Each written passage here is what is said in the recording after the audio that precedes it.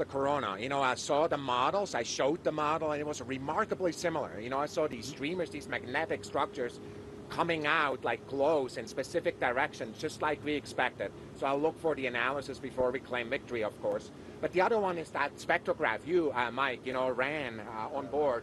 And just before that the sun, you know, disappeared behind the moon, that spectrograph, of course, is spreading out the light in all its colors. Just before it disappeared, there is that one shot. And Laurie, I want to ask you whether you could turn it on. Do you see those specific kind of lines that pop up between the green and the red? It's just like we said, it's helium. Remember, that's how it was discovered, helium. We didn't know we had helium here. It was a new element. It was discovered that way. And then over there in the red, between the green and the red, is iron. Iron, a really hot iron, telling us that, hey, this atmosphere is really hot.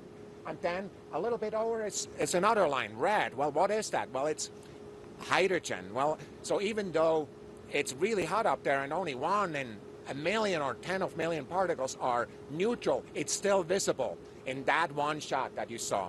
So, Robert, back to you here, back on Earth. What did you feel like? How did you see this occur? Yeah, so it was fascinating to watch actually the shadow or the path of totality underneath us. We're at 35,000 feet, and you could see at totality, you could actually see the darkness down on the ground. And you could look north and south and see where it wasn't completely dark. And as we kept going, you could just watch that darkness move. It was almost like a thunderstorm moving across the plains, but it was all the darkness, and it was just stunning to me to see that. So really, really good stuff, and I wasn't expecting that. And of course, the eclipse itself was beautiful, but seeing what happened down on the ground level of Earth from 35,000 feet was amazing. I just got to tell you, the team on this plane and the team all the way around this country is just doing a fantastic job. I wish you could have seen the folks here working to make sure we got the data that Thomas showed, some fantastic images we've already looked at that I can't wait to share with everybody and for everybody to see. But really exciting to watch this team work, and the pilots did a great job. We had a little bit of a challenge right at the time of when we needed to be best, but they did a great job recovering from that, and then kept us on path all the way through. So anyway, so thank you guys. Remember to put your glasses on for those of you who hadn't seen it yet, and we'll talk to you soon. Fantastic stuff. And if you just tuned in here, you're watching Through the Eyes of NASA, NASA television. We have the best views of the solar eclipse today and coming later in the show. You don't want to miss this, the International Space Station live. Now, next up, let's visit a working farm at Austin Peay State University in Clarksville, Tennessee. Agricultural observations and solar eclipse viewing activities are underway, including high-altitude balloon launches and painting cows. Painting cows? What? Okay, all right. So now let's go to the NASA Marshall Space Flight Center. Chris Blair standing by. Well, humans are naturally excited about the solar eclipse, but one thing we've learned on this working agricultural farm is that animals can as well. But more on that in a moment, as right now we're getting ready to do a live scientific balloon launch. And joining us to tell us more is Dominic Critchlow from Austin Peay State University.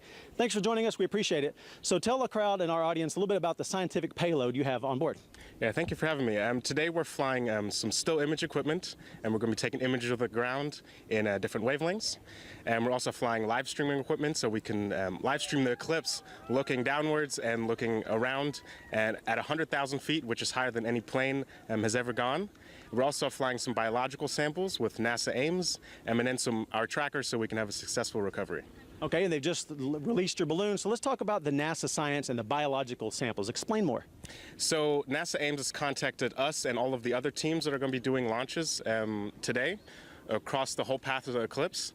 We're going to all have a little chip of biological samples on there that are going to go up in the stratosphere, which is a similar atmosphere as we would see on the Martian surface. So we're doing some Martian studies, which is really interesting and cool. We are very excited about that. And so also, how many balloon releases are you planning on doing this today or this weekend? And so all across the U.S., we have about 50 teams that are launching in the path of the eclipse so that we can have a full coverage of the stream.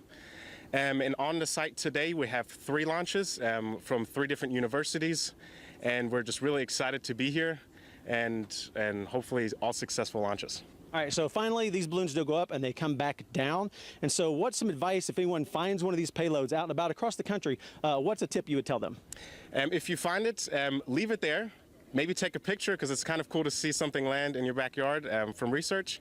And please don't touch it. We'll be there soon to pick it up. If you have to move it, let us know, and we'll just be there to recover it. Awesome. Thanks. We appreciate your time. Thank you.